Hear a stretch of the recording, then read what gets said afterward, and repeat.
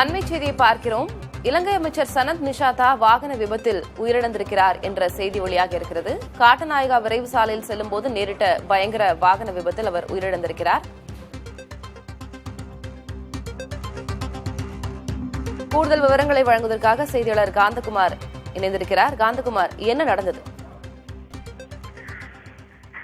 கட்டுநாயக்கா கொழும்பு அதிவேக விரைவு சாலையில் இன்று அதிகாலை 2 மணியளவில் பயணித்த ராஜாங்க அமைச்சர் சனத் நிஷாந்த மற்றும் அவரது பாதுகாப்பு அதிகாரி என இருவர் இன்று உயிரிழந்திருக்கின்றார்கள்.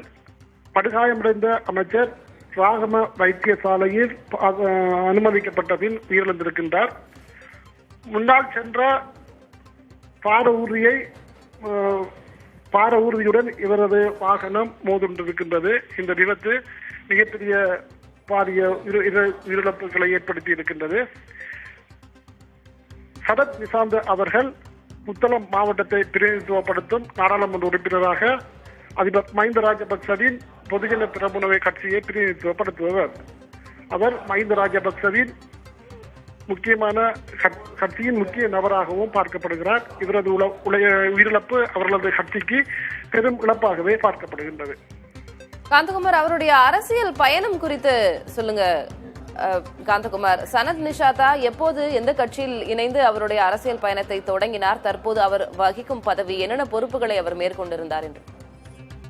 2015ஆம் ஆண்டு இடம்பெற்ற நாடாளுமன்ற தேர்தலில் புத்தளம் மாவட்டத்தில் பொதுஜன பிரமுன கட்சியின் நாடாளுமன்ற உறுப்பினராக தெரிவு செய்யப்பட்டிருந்தார். முன்னாள் அதிபர் கோட்டாபய ராஜபக்ச அவர்களுக்கு எதிராக மக்கள் புரட்சி ஏற்பட்ட போது அந்த புரட்சியை எதிர்த்து கொழும்பு காலிமுக திடலில் இடம்பெற்ற போராட்டத்தை கலைப்பதற்கு முன்னின்று செயற்பட்ட ஒருவரில் சனத் நிஷாந்தவும் முக்கியமான நபராக பார்க்கப்பட்டார்.